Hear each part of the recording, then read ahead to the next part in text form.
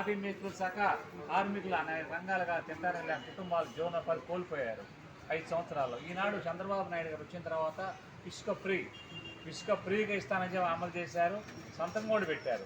అదేవిధంగా మహిళలకి మరి ఉచిత బస్సు అన్నారు, అది కూడా సంతకం పెట్టారు.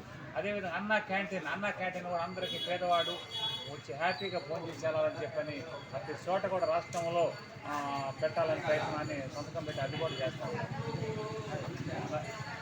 మరి అదేవిధంగా నిత్యావసర వస్తువులు కూడా పంపిణీ జరుగుతూ ఉంది.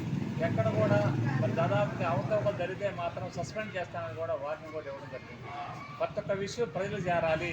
ప్రభుత్వం ఇచ్చేటువంటి ఏదైనా కానీ అది భూ చట్టంలో కూడా మీరు చూశారు. మరి జగన్మోహన్ రెడ్డి గారు రైతు ఉంటే ఆ రైతు పొలం ఉంది, పాస్ పుస్తకం ఆయన పేరు పెట్టుకున్నారు. అది అన్యాయం కదా అని అడుగుతా ఉన్నాం.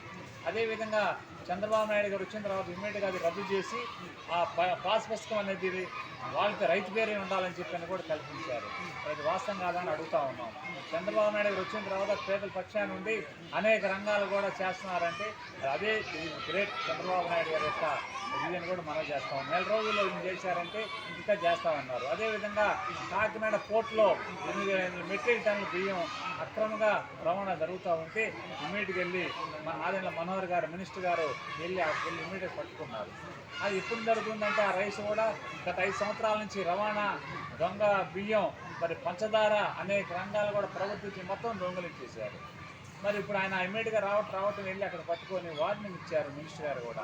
మరి ఏమని ఇచ్చారు, ఆదిల మనోహర్ గారు ఏమని ఇచ్చారంటే ఎక్కడ కూడా బియ్యం అవకతవకలు జరిగినా ప్రజలు చేరపోయినా ఇదే విధంగా ఇక్కడ కాకినాడే కాదు రాష్ట్ర వ్యాప్తంగా ఎక్కడ దొంగ సరుకు వెళ్తుందంటే ఇమ్మీడియట్గా ఫోన్ చేయండి, ప్రజలు పట్టుకోవాలి, ఇన్ఫార్మ్ చేయండి, అధికారులను సస్పెండ్ చేస్తాను ఆదేశాలు కూడా ఇవ్వడం జరిగింది.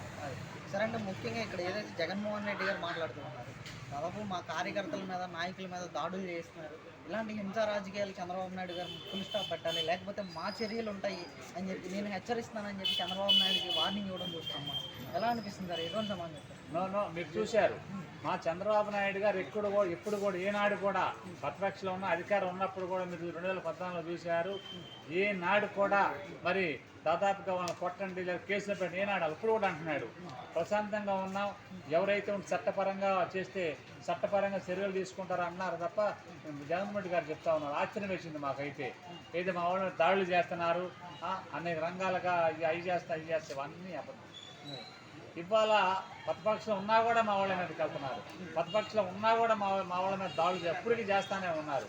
మరి వాళ్ళు చేస్తూ వివిధ ప్రభుత్వం చేస్తా అంతకుముందు ఏం చేస్తా ప్రజలకు తెలుసు. 5 సంవత్సరాలు నిద్రమానంలో జనంని ఆనాడు ఎస్సీ ఎస్టీ బీసీల మీద కేసులు బనాయించావి, ఎస్సీ ఎస్టీ బీసీల మీద ఇళ్ల మీద దాడులు చేయించావి, అది అంతా ప్రజలందరికీ తెలుసు. అందుకని ప్రజలు కూడా చంద్రబాబు నాయుడు గారికి ఉప్పినలాగా వచ్చి ప్రతి ఒక్కళ్ళు కూడా ఈ సీట్లు వచ్చినాయి అంటే భారతదేశం రికార్డు ఇది ఒక చరిత్ర. ఆ చరిత్రను తిరగరాశారు చంద్రబాబు నాయుడు గారు. ఏదైతే ప్రజలు పట్టం కట్టారో అదే విధంగా చంద్రబాబు నాయుడు గారు మంత్రులు కానీ శాసనసభ్యులు ఆదేశాలు ఇస్తూ ఉన్నారు. ప్రజల పక్షాన నుండి ప్రజలతో మమేకం అవ్వండి, ఎవరికి ఏది అన్యాయం జరిగినా కూడా ఇమ్మీడియట్గా స్పందించి వాళ్ళు న్యాయం చేయండి అని చెప్పని సంకేతాలు ఇచ్చారని కూడా మేము మనం చేస్తాం. Thank you.